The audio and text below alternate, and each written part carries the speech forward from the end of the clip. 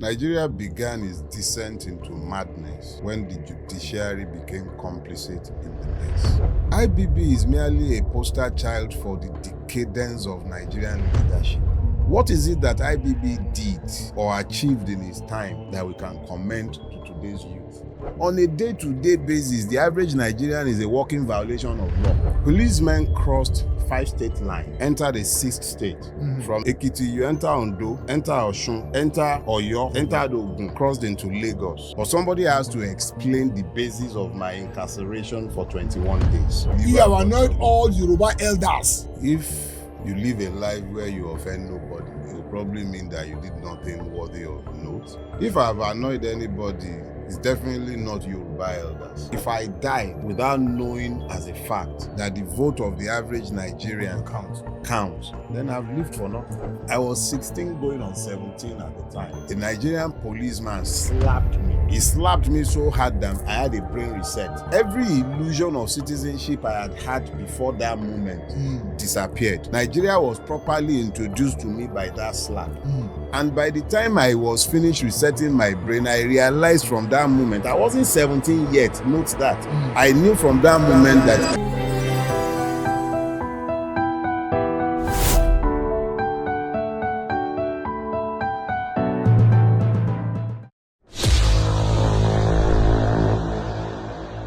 My name is Joseph Edgar, Duke of Shomolu, Duke Rants. I came from Abuja last night for this interview. They kept what do you call that thing? When the flights are not coming as I went to, they kept pushing you back, Nigeria kept happening to your Then flight. kept happening to my flight, and I kept saying, no, I must come. Because it's taking us a long while to get our guests, to accept to consider with us. So today we're having a chat with Mr. Dele Farotimi. Oh my God. I wish I had this conversation like a week after he came out. But then again, anyway, is here. Morning, sir. Afternoon, sir. Evening, sir. Morning, bro. How are you? Good. But then what happened to the dreads? Tell me that one first. Nah, the dread wasn't a fashion statement. What was it? It was a protest, and it ended at a point.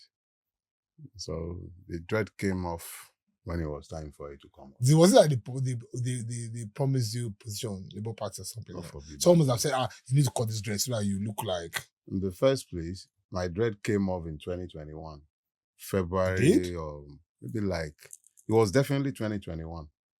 It was in the first quarter of 2021 that I took off the dread. So it had nothing to do.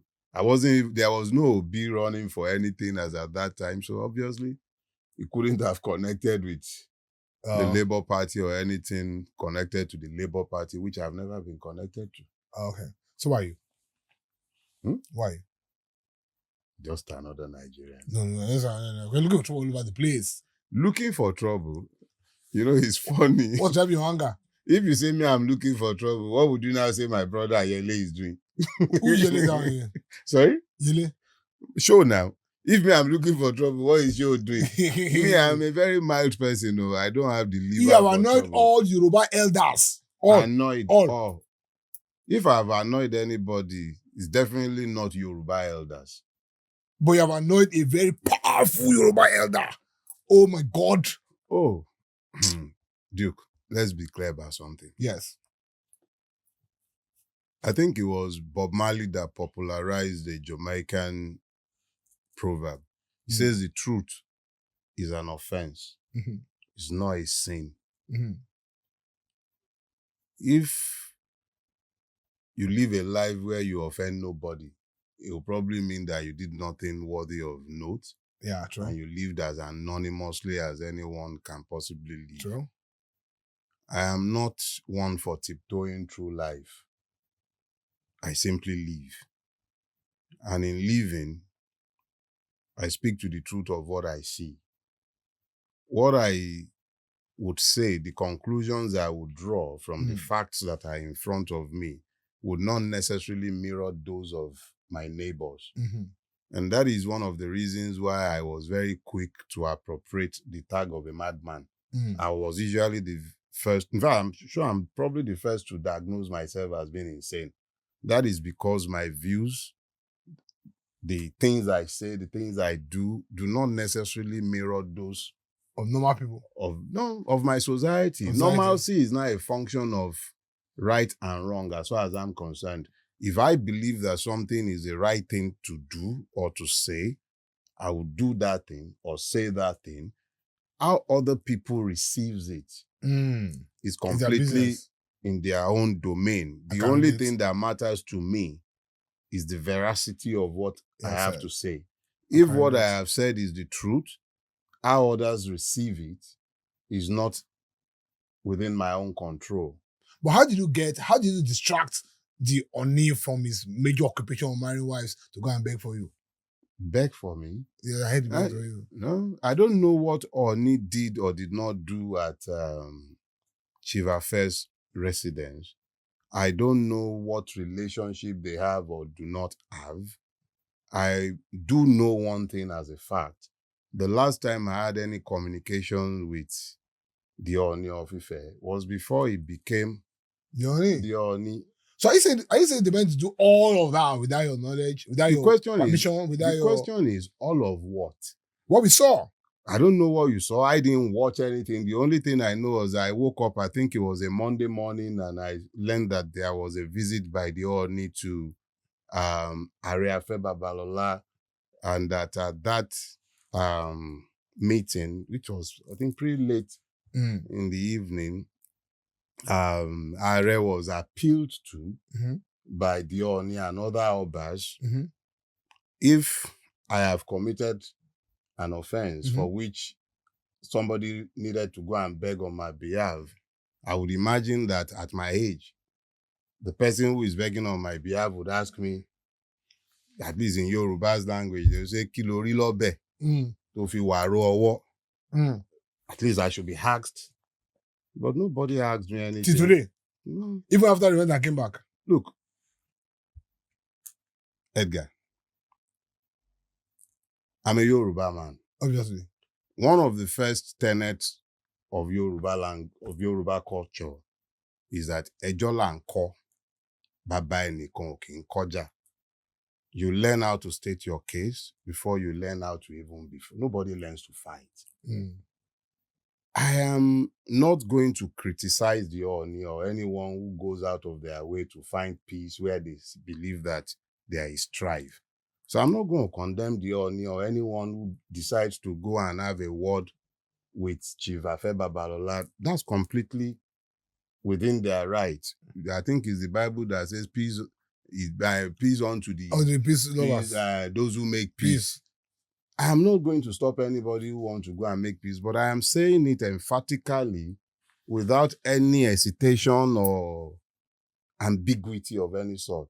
I knew nothing about the Oni's peace trip to Chief Afe Babalola. I can only thank those who believe that they are in pursuit of peace. Yes. If Chief Afe Babalola also finds peace in accepting their overture, who am I to quarrel? So if you see Chief now, today, yes, what would you say to him? Like a good Yoruba boy, I'll give him his salutations. It doesn't change the fact that I am still considering my options as regards what to do about what I went through. What options? Sorry? What options? Oh, all the array of options that are open to a person who was unlawfully kidnapped from his office, hauled before a magistrate for a non-existent crime. Look, Edgar,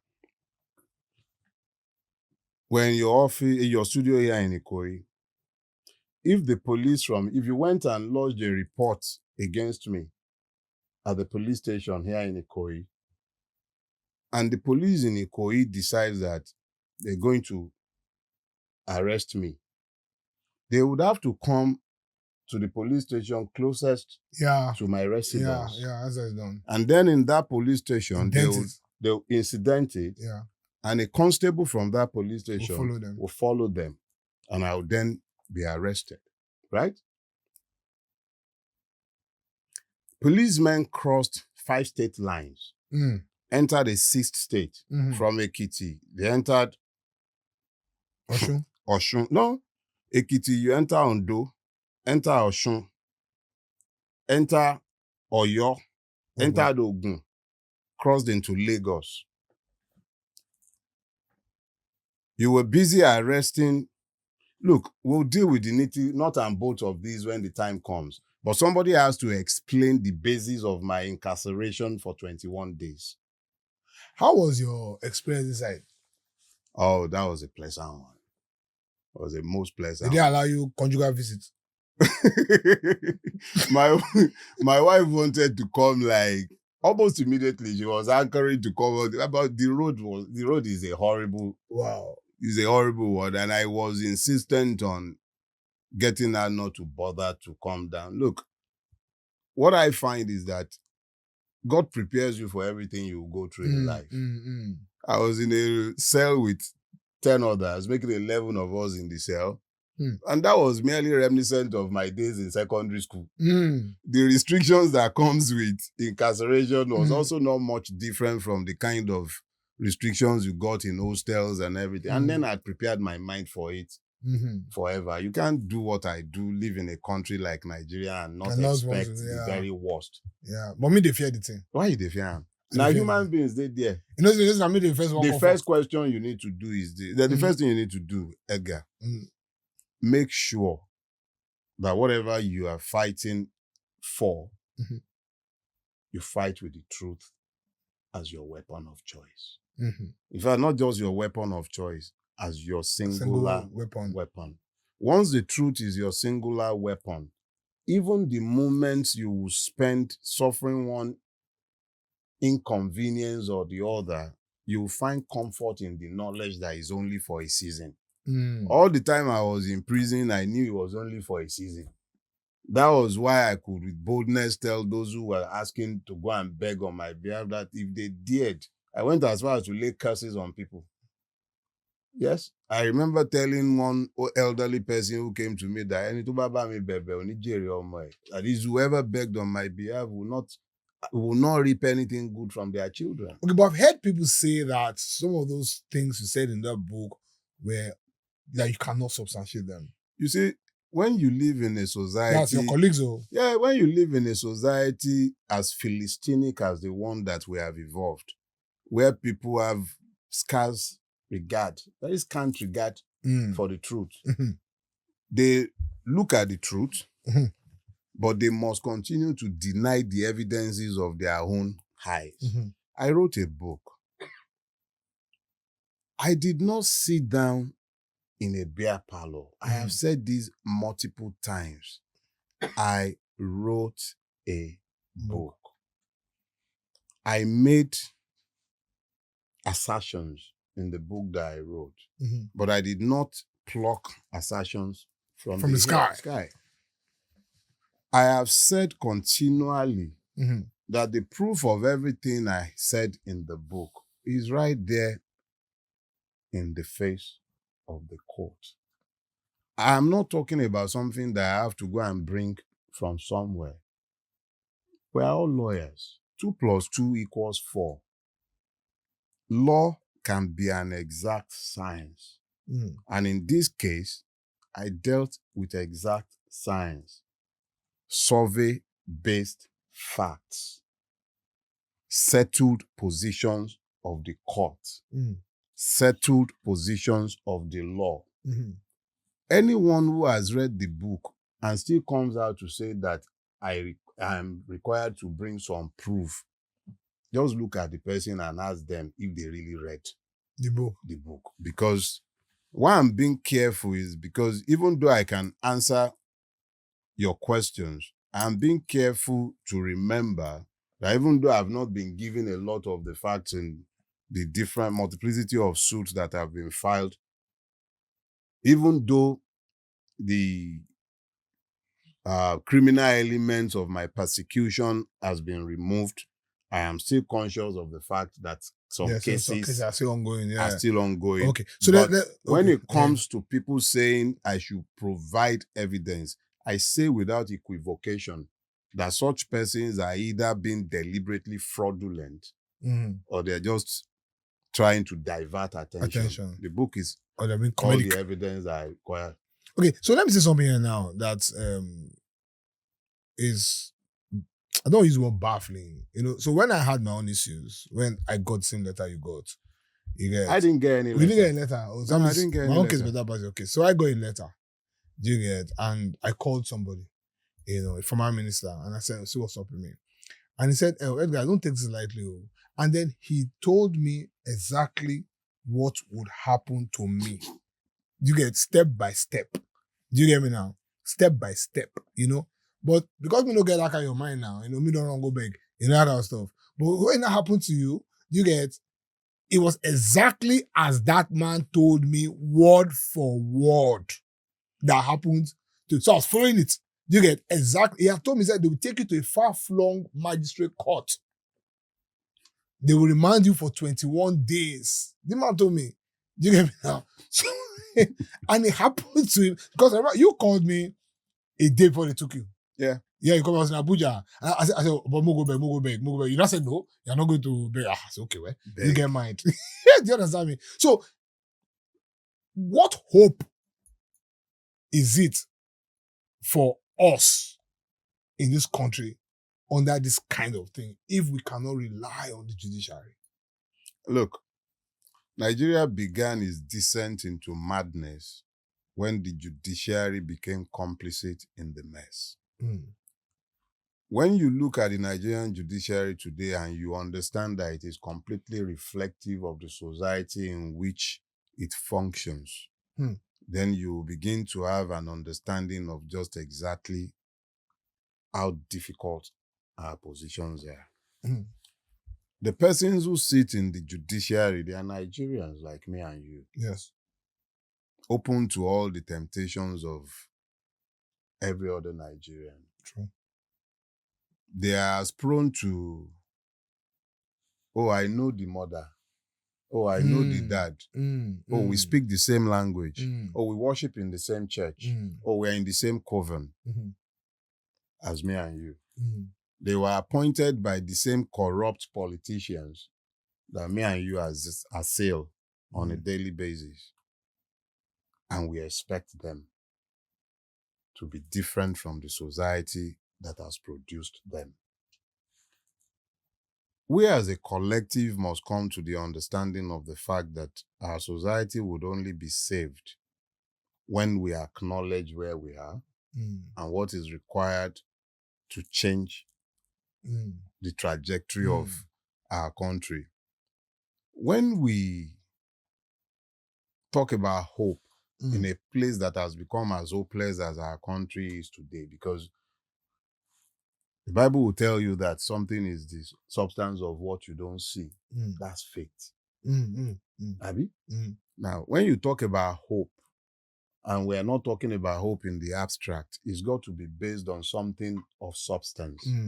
There is nothing that is happening within the Nigerian space in the last 26 years that would suggest that there is a basis to have hope. So the people are the only people, they're the only ones I look to, because I know that they have not done anything close to what they are capable of doing to free themselves. So I look to the people and I'm thinking, can these people begin to recognize themselves across the different divides and dare to unite behind common purposes? If they would dare, then there is hope. But outside of them, understanding the commonalities of their own afflictions and then finding the capacity to extend hands over the multiple divides that have been systematically created in Nigeria, there is no hope outside of that. If they can find and dare to find mutualities, find cooperation, and then pursue those common purposes, then our problems are not insurmountable. Outside of that, waste of time. But you had said I shouldn't ask you long question. You are giving me long answer. Because our situation is complex. So is there any elective position in your future? The first thing that is in my future and that is most important for me, without which I will never consider any elective office, is the sanctity of the electoral process. And you think that will happen in your lifetime? It has to. If it doesn't happen, then we've all failed as a collective. It simply means that the worst of us continues to exercise the veto over the rest of So us. you're very optimistic. Let me be clear. If I died without knowing as a fact that the vote of the average Nigerian Will counts, then I've lived for nothing. True. Deep. But let's go to IBB. I saw IBB? you have fired something this morning now, last night, on the book, 17 billion. What's your take? You know, we enjoy our scapegoats. Like seriously, we enjoy our scapegoats. IBB is merely a poster child for the decadence of Nigerian leadership. That is all it is. What could be possible but was aborted. That someone like IBB has the cojones to come into the public space and presume to explain the evils that he did, at least some, tells you just how low we have descended as a people. What is it that IBB did or achieved in his time that we can commend to today's youth? Exactly what? The man institutionalized corruption in Nigeria. He normalized corruption in Nigeria. He defined my generation, and there is nothing about his existence, his governance, that one can recommend to the next generation. Maybe you're jealous. His book sold 17 billion. Jealous? His book sold 17 billion. Your book sold, I mean. At the launch of my book, I'd already given every proceed to charity.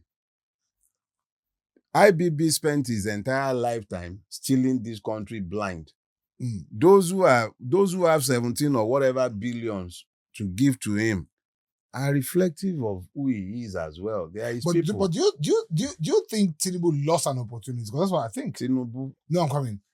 Wait, I know how you feel about this, but wait, hold on first. Just don't vex. I beg you. Let me explain myself. So June 12, Tinubu was the major freedom fighter for June 12. Do you understand? And then he went through all of that. Do you get? And then he came back as president. And then he's invited to come and launch a book on something that he fought, almost lost his life for. I think I just confused. You said you're not confused. Because if I was president, if I was Tinubu's shoes, they wouldn't dare to invite me to come and talk in that kind of place. Hey, my brother. I hope they won't come 5 states to come and carry us after this whole thing.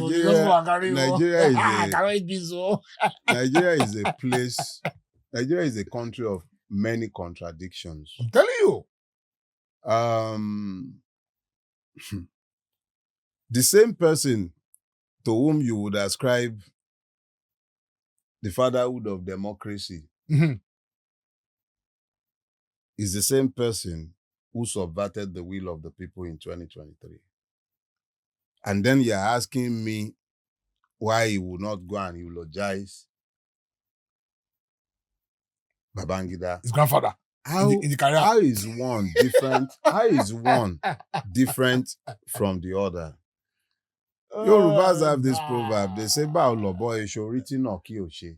Well, you know something. Let's talk about exactly what has Babangida done that Tinubu has not surpassed. So why would Tinubu be anything but complimentary? Does it lie in his mouth to criticize Babangida? So these questions, sometimes we also need to, like place these things in context. How can Tinubu be anything but differential and complementary towards? Okay, so basically I'm saying that I will give him the template. Sorry? That I will give him the template. Those are your own words. If I would say anything, all I would say is that he learned a lot from Babangida. Babangida is a good... Do you have juju? God forbid. Waiting be juju. That's not true. Look, let's be clear. You say you're a conk Yoruba man. You have given like 3 Yoruba incantations here now. Yoruba incantation. Listen, my brother. Some people will swear by the efficacy of juju. Yes. I'm not one of those who will come out and say there is no juju. I don't know if there is and if there is not. What I do know is, I don't know anything about juju. But I do know one thing. I know the God who made heaven and earth.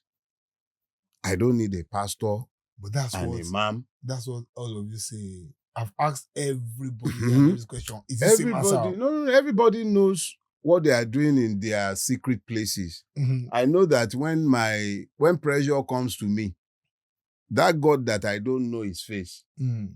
the one that whispers in my ears and ministers onto my heart from Mhm. time to time, I go back to him and I tell him, even when I don't have anything to say and I don't know what to say because I don't know how to beg for anything material, Mhm.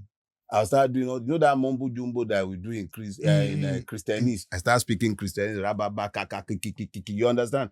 It's the only way I know how to worship God. So you were very, very reluctant, extremely reluctant to attend the Disney Awards, to collect your awards. What's there to celebrate? What are you celebrating?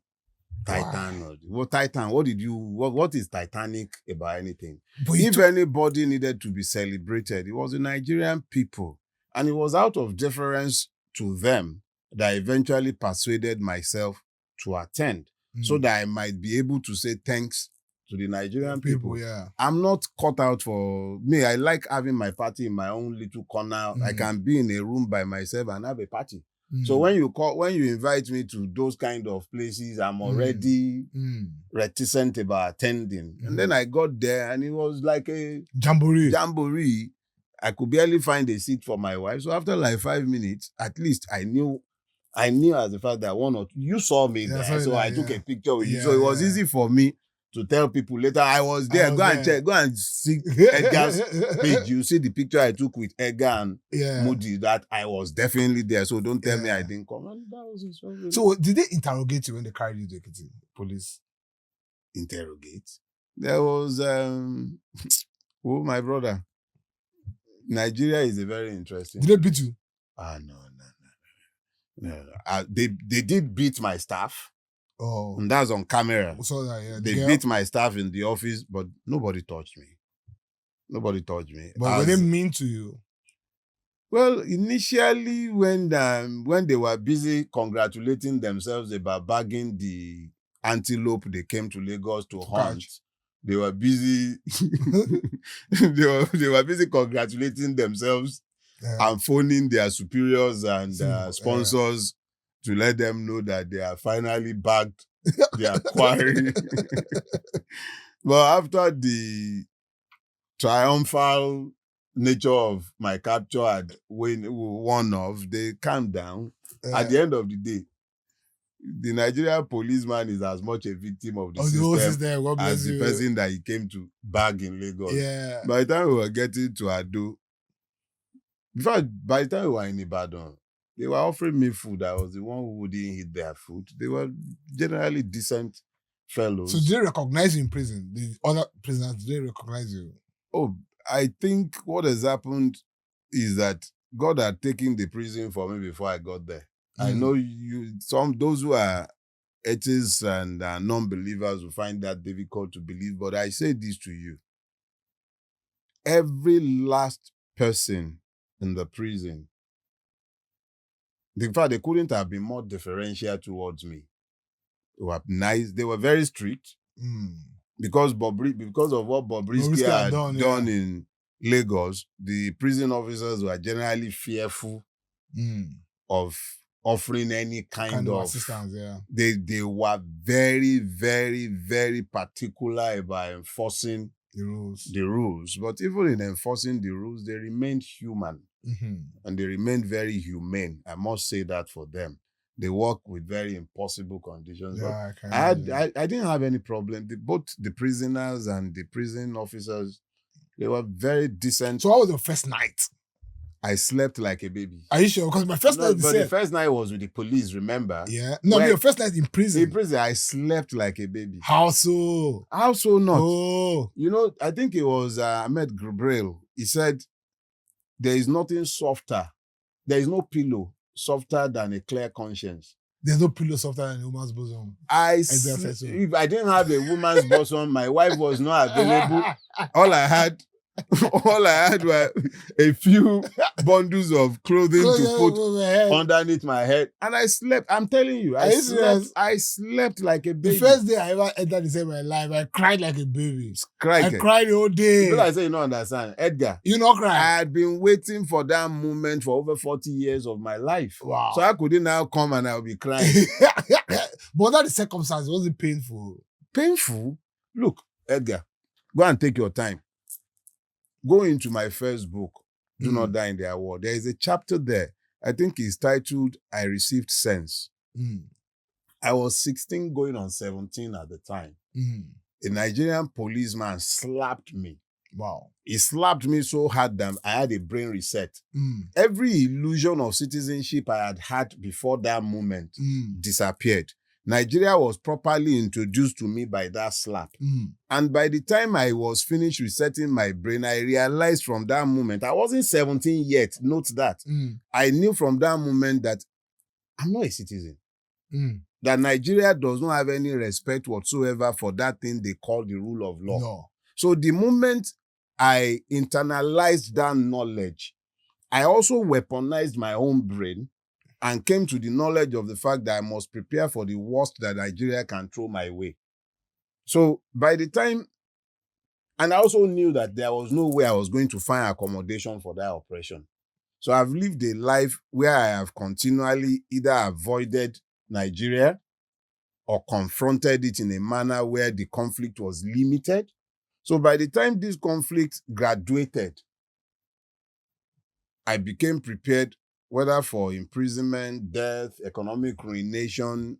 I've already moved beyond all of that. So for me to now be picked up, I have done things that they could have picked me for, and I'll be crying like a baby by the time they will pick me because I will know that I had no defense. Yes. I'm a Nigerian. On a day-to-day basis, the average Nigerian is a walking violation of law. No, now, if you leave, why are you laughing like this? Look, can you count how many times? Can you count how many times you've driven against traffic? True. Am I a saint? Are you saying I haven't done that? Or tax, not pay tax. Nigerians don't pay tax. Why would you want to pay tax when you know that your tax merely goes to fund somebody else's sybaritic lifestyle? Yeah. So there are so many things we do as Nigerians. We do them regularly for which the state might have picked me, and I would have started crying because I would know that there is nothing that I could do to defend myself. But you cried at some point. That was after I came out of prison, and it was my first broadcast after I came back. And what made me cry? Bros, let's be clear about something. Nigeria happens to the Nigerian on a daily basis. I saw better men than myself in the prison that I was kept. Wow. Much better human beings. And I'm not trying to be some goody two shoes. I'm just telling the truth. I saw better men than myself in prison. And then I came out. When I came, okay, so the first day they picked me, and this might be a little long so that you'll be able to connect the issues. When they picked me and we were driving to Ekiti, I said to the policeman who picked me, I said, Emu, Eki, Biteron Reko, you do not hunt the porcupine in the same manner as the rabbit. That you guys have picked the wrong person. You don't buy bad market and I go regret them. And I was telling him, I said, this one, that as you are driving me to Ekiti, I guarantee you that I'll be out by February. Remember, they were taking me on the 3rd of December. And I was telling them I'll be out in February. I was saying February because I believe that the Nigerian legal system will be used maximally to punish me as it had started with my arrest. But I also believed, even at that time, that as useless as the legal system might have become, the facts are so clear that they will be unable to justify holding me beyond February. So I was going to Ekiti, resigned to spending 3 months in prison. And this was what I told each and every person who came around, including the police who arrested me. So by the time I came out and I realized the extent of public outcry for my release, I was humbled. Yes, me too, I cried. I am not the porcupine. I am not the porcupine. It is the Nigerian people that proved themselves to be the porcupine because it was their outcries. It was the collective outrage of the Nigerian people That brought you out. that brought me out. It had nothing to do with my capacity to speak or... Now, better men than myself have been dealt with by the Nigerian state. Better men, much guiltless persons have been dealt with ruthlessly. Nigeria happened to them. But Nigeria couldn't happen to you because Nigerians stood up for me. I was humbled when I came to the knowledge of that reality. It was that humbling that brought me to tears. I was weeping because I came to the knowledge, Nigerians actually found themselves. They stood for me. That's not something that has happened too often in Nigeria. Yeah, that's deep. And Tosh had asked me this, and I explained the same thing to her, but she didn't get it. Now she's asking me again. She didn't get it. Is the Nigerian humbling that humbled him that moves him to tears? There is no way you. But let me ask you. Sorry. Let me ask you. So your immediate constituency, that's the human rights constituency. No, I don't belong to the human rights community. Okay, so we see you in that light. No, but there is no basis to. I have never in my life. No, you must clarify this. I have a lot of problem with being described as a human rights activist. Okay, no human rights activist. No, I'm not. It's not my constituency. So how do you see them? See, anybody who has taken on the... Okay, I have to see them. Then what are you? What's your core? If you're not human rights, what's your core? I'm merely a Nigerian who is not afraid to speak to his condition. I have not said anything that has happened to me or someone else that is not happening to every other Nigerian on a daily basis. What seems novel about me is my refusal to normalize my condition by my own silence. Yorubas will say, "Àìlè sọ̀rọ̀ ni bẹ̀rẹ̀ orí burúkú." Your ruination begins with your inability to articulate your condition. I speak to my condition and that of the average Nigerian. The objective truthfulness of what I say is what resonates with the average Nigerian that makes me seem different. I speak his thoughts. Behind me in my office, there's a portrait. I've spoken to it before. It's one of an Hausa laborer sat on his wheelbarrow. But in his eyes, you see very clearly in his eyes the self-respect that he has for himself, the respect in his labor, the dignity he takes from slaving for his daily bread and not begging for it. But he doesn't have anybody put a mic in his mouth. I got a mic in front of me. Taju is not going to have anybody put a mic in front of him.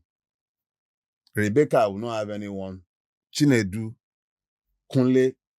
Every time I have a mic thrust in front of me, what I try to do is speak to the objective truth of those who cannot speak for themselves. So I don't think anything about that should be mythicized, if I may use that word. You should just demystify it. What's mean mythicized? When you make something seem hidden, more important than it is. What are your thoughts of Showore? My brother Showore. Do you think he's getting carried away? With what? With all of this. No. Yeah. So he goes to Access Bank Marathon and sits on the governor's seat and refuses to stand up. You know, the key thing about our humanity is the multiplicity of our expressions. To demand that Yele should be me or that I should be Yele. Okay, Showore is Yele. Yeah. That's Yele Showore. Okay, yeah. For me to demand that he be me or for him to demand that I should be him would be oppressive. How we respond to the trauma of our Nigeria existence differs. I will never prescribe to the oppressed how we should respond to his oppressor. I don't. I would condemn violence, especially when it is against non-combatants, but I will not tell. Incidentally, I spoke to Yele about this, and what he told me was that they finished the marathon everywhere was sunny, but there was an empty canopy. He went to sit down there, and then they came to tell him that he should get up. It's for the governor. And the governor hadn't come. Now, Yele can explain why he would elect to stay there. Governor's seat. But me, knowing the complete lack of respect that those who rule Nigeria have for the Nigerian, I'm not going to tell Yele or condemn Yele for taking on Jide Sanwo-Olu. Is it not the same Sanwo-Olu of the Lekki Toll Gate? I will now condemn Yele for discomfiting him. No, I won't do that. Yele is Yele. Me, I will not do what he would do sometime, and he definitely wouldn't do some of the things that I would also do. But anything anyone is doing against this system, now only clap I get for them, nothing more. Okay, so what's your take on the unraveling of Labour Party? Everybody's jumping out. You see, Val just left. when we misdiagnose our problems ab initio, and then we build castles in the sky based on our assumptions that some things should be in a particular manner, then we are setting ourselves up for disappointment. I remember that in the lead up to the 2023 election, I was asked repeatedly my position within the Labour Party, and I went ahead multiple times to make clear that I'm not a member of the Labour Party. I had no intention of becoming a member of the Labour Party. And my reasons at the time were very simple. Nigeria is not blessed with parties who are rooted in ideology. And Labour Party was particularly, for me, I could see clearly, there was merely a platform for election contestation. These are people who are not bound together by any ideology of any sort. And it was largely people who could not get tickets in one party or the other who are coming around. And it is also not by accident that it is only ever the governing party that has managed to keep its people together because they have largesse to share amongst themselves. So the unraveling of the Labour Party, as you're saying, if you call it unraveling, I will call it resetting. By the next election, some of those who have left it now will come back and gone to APC or PDP, when they don't have tickets in those places, you see them going back into those. So what politicians do have never interested me. It is what the people themselves see fit to do. So will this time Peter Obi 2027? It will depend on the objective realities of the time. As we speak today, if the election will be held today, I'm not sure if I would... let me just say this. 2027 is different from 2023. In 2027, there would have to be very clear-cut ideas as to how to get out of the mess we've become sunken in. But I think that long before then, the person who I would support would have taken front and center role in ensuring the sanctity of our vote. It cannot be that we are going to start a conversation about 2027 in 2027. If a man could bend the will of the Nigerian people without being the president in 2023, do you really... Look, I believe we've had 5 governorship elections since Bulaba came into power. Which of those elections have given you any illusion that you would have a free and fair election in 2027? What is happening in Osun State today? Is this suggestive of a country governed by law? So when I see all of that and then we are talking 2027, I think that in the absence of concerted effort to ensure that our votes count, 2027 is already lost. It's a waste of time to be talking 2027. So how was it? How was it your first night home? It was nice to be back in my bed. It was even nicer to have the comfort of my wife. But I did miss my cellmate, as crazy as that might sound. If I've slept next to some people for 20 days. I spent a night in police custody, and then the remaining time in the prison. And it came to become home in one way or the other. thanks to people like yourselves, I didn't end up spending 3 months. I spent 3 weeks. So what next for Nigeria? How do you see Nigeria? What next after our generation? Because from what you're saying and from what we're Nigeria. seeing, it's looking like If we fail, no hope. the hope is in the people. When politicians are telling you about them forming one grand alliance, one grand coalition, people get excited, right? Yeah. But I think they are being dumb. Mm-hmm. Nigerian politicians form alliances so that they might capture power, not that they might do anything for the people. Yeah, true. When you find yourself in that kind of situation, it is the people themselves who have to take on the duty of liberating themselves. Mm-hmm. They are the ones who have to find alliances. They are the ones who have to stand together behind common purposes. I don't have any... But they can't do that by themselves. They will need leaders. But we are providing the best we can. You're doing something in your own space. I'm doing what I can in my own space. If we all concert our efforts, it makes the difference. It is about concerting our efforts. So where's Afenifere in all of this? That's part of the effort, right? I think Afenifere first has to properly define itself in the consciousness of the Nigerian people, because for too long, it had allowed itself to be defined. Let me ask you, what is Afenifere? Afenifere is the action group. Afenifere was the unity party. Afenifere was the Alliance for Democracy. Afenifere was the Yoruba name, or is the Yoruba name for the action group. So Afenifere is a political party? It's a political party that does not have a political platform today. Why? Because his last political party, the Alliance for Democracy, was systematically killed by the system. So we're in the process of first redefining ourselves in public consciousness, reintroducing our core values, our ideology, letting the people know who we are.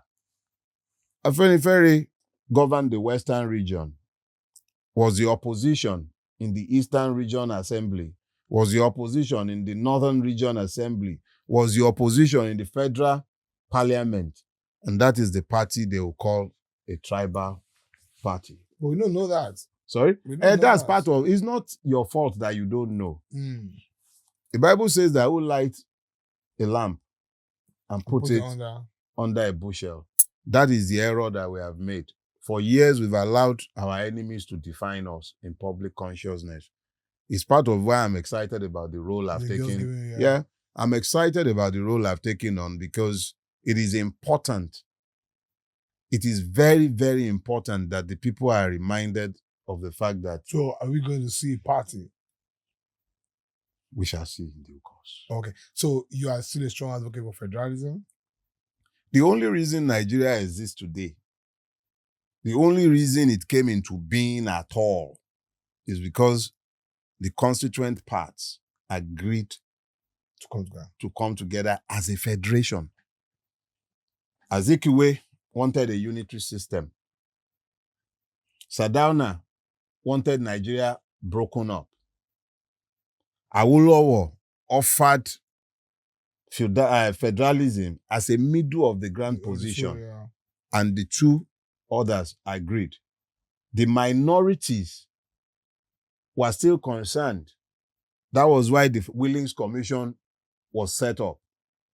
All these issues were addressed by negotiation. You have the Lancaster House conferences, you had the Badon conference, you had in Kaduna. They went all over the place.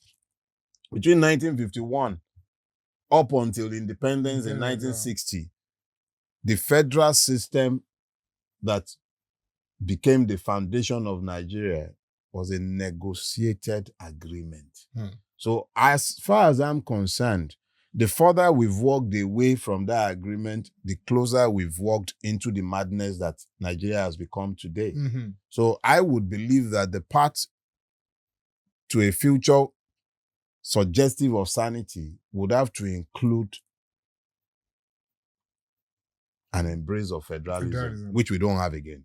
Okay. So is your friend going to reach out to the other parts of the federation? And this is We are in the process. You must remember that we are part of the Southern and Middle Belt Leaders Forum, okay. where we've worked with PANDEF and we've worked with the Middle Belt Leaders Forum as well.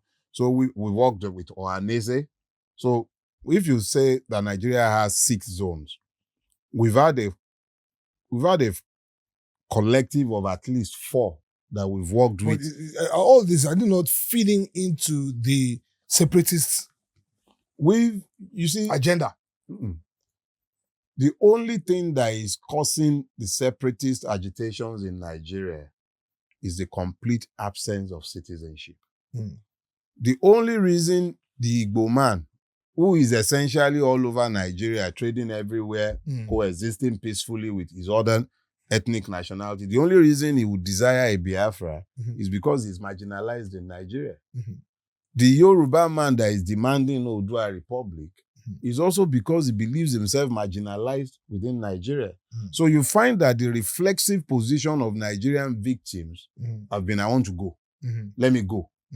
But when you now sit back and you consider the fact that no Fulani man has ruled in Ala Igbo in 26 years, no Ijaw man has ruled in Yoruba land in 26 years. Since 1999, you have voted people who speak your language and who are your own people, and yet there is no part of Nigeria that is better than the other. The only thing that is united in Nigeria is the putrefaction that you find everywhere. Kankara, I'm sure you've heard that word before. Kankara. Yes, it's the name of a town. In Katsina State. They were the most afflicted during the years of Buhari. But those are Fulani people. So, and yet, when we will talk, we will say, the Fulanis are the ones that are causing. But now, when they will talk, they say it's the Yorubas that are this and that are that. Because when you look at the rulership table, you find people of that ethnic nationality. But when you look at those who are also suffering the most, because their suffering is now validated by the fact that their ethnic nationality members are the ones sat at the table. So the problem of Nigeria will be solved by Nigerians who come to the understanding of the fact that nobody else is going to come and solve their problems for them. Okay, so as a rounding up now, so what's your favorite Nigerian? Just give me one name. I don't have a favorite Nigerian. If you say a favorite human being, and you are not asking me to look outside my own, if you're asking me that I must look outside my own family, and I'm looking at other Nigerians today, oh wow, it's a difficult one. I've never really thought about it. In the public space. Yeah, in leadership. Yeah, you don't have leaders in Nigeria, so I can't speak to leadership in Nigeria. No, but you have friends that are leaders. None of my friends are political leaders in Nigeria. You don't have leaders in Nigeria. No, I agree. So those are friends. Those ones who are just leaders, not political. Which ones do you say, oh, that's a good person?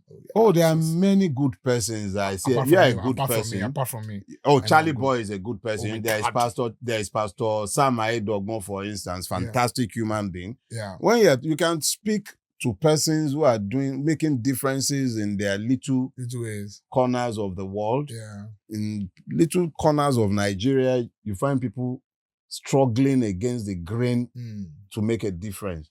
But when you're talking, anyway, we've already agreed that we shouldn't talk leadership when Nigeria is concerned. Okay, so if you die today, what would you want to be said about you? Why do everybody keep asking me what would be said about me if I die today? No touches. No, I'm not sure. I'm not. Listen, I'm useless with names. I'm completely useless with names, but I never forget a face. Good. So you met her today. What were your first impression? Fantastic woman. You're just saying that? Ebullient. No, I'm just telling you what I thought. She didn't offer you food. I didn't want. She offered. Okay, so what would you want to be? I don't like asking that question because I think, what do you want people to remember you for? Whatever? Do you know that I think one of the stupidest preoccupations we can have is how people will remember us. I think we should be concerned with what difference we can make while alive. whilst alive. Yeah. Why would I care what anybody says about I me didn't when I'm want to dead? ask the question, no, but she kept sending it to me. Send it to me. Why would I care what anyone thinks about me Again. when I'm dead? The important thing is that my conscience does not indict me whilst I'm alive. If my conscience sets me free in my life, I've never cared much about anyone's opinion. So can a Calabar man join the Afenifere? Sorry? Can a Calabar man be a member of Afenifere? If a Calabar man could not be a member of Afenifere, how did the Koku become a member of parliament on Afenifere's platform? He was an AG parliamentarian. Oh. Seriously? Yes. We didn't know all of this. When you hear of Sule Maito, who do you think he was? He was an AG person in today's Niger State. Wow. Look, a lot of histories have been distorted. Totally. And in the fullness of time, just as the liars who do their geographic work like Babangida tried yesterday, some other persons will record the truth. True. Some of these stories will be brought out in due course. Brilliant. Thank you so much, Mr. Farotimi. Pleasure was all mine, except the fact that you have almost frozen me in this. Nobody, you, myself. That's why I be shifting. But you try to go your way. You wear Agbada now. And I'm sure Agbada, you're wearing boxers, Abi. God forbid. You don't wear boxers like me too. Go and call police. So when you go to police on that day, did they strip you? Why would they do that? Did they ask you, because they take your belt and all those things now? I was wearing pretty much the same thing I'm wearing today. It was just a different color. Okay. So you took your top. They didn't take anything from me. That's good. They were even civil enough to make me sleep behind the counter, but they had more rats in the police station than policemen. Ooh. The RRS in Ekiti is in need of serious fumigation. The population of rats at the RRS in Ekiti is probably more than the population of policemen in Ekiti. Like, seriously. Wow. Anybody who's ever been anywhere near that place will tell you what I just told you. They had more rats in that place than policemen. Yeah. Okay. So, thank you so much, Mr. Dele Farotimi. It was very insightful, very rich, very engaging. You know, this year I'm doing a theater festival in Ekiti. Your own. Yeah, in August. So I know one person that will not come. You. So I'm going to invite you. No. Let's be clear. What I found in Ekiti. Yeah, beautiful place. People are very quick to assume that just because somebody backs the loudest in a neighborhood, then is the biggest in the neighborhood. All my shorties came from Ekiti. Wow. Every last person who stood shorty for me, plus those who provided the bond, they were Ekiti people that I had never met before in my life. I only went back to thank them. Yeah. Let me do something. Let me stick out my neck here. There's a growing undercurrent in Ekiti against the wave that came at you. From my personal experience, when I had that issue, so I got a lot of people from Ekiti, a lot. Lawyers were saying, look, we stand, it's enough, and it's like that. And so what you're saying to me is here now is not very... but I not one of the shorties who stood for me, not one was known to me. Okay. One was known to me. Pastor Olaju, is one of our Afenifere people in Ekiti. Okay. But the person who stood for me in the Federal High Court, the person who had to post the bond, I didn't know them from Adam. Wow. Okay, so I've tried to round up 3 times now. Either I don't know, it's going to come back again. For me, Mr. Farotimi, I think, because we had a lot of conversations before this, I think you symbolize that spirit that we've lost when Gani Farami died. I think since Gani Farami died, we, as a nation, have not been able to come up with a replacement or with that kind of a spirit. I think you symbolize much more than that for us. I think you've taken on a whole establishment and something came at you and I think you survived. And I think every well-meaning Nigerian should look towards you for inspiration Yeah. You try to be demure about these things, but what you've done is I think it's after your passing that you will see it.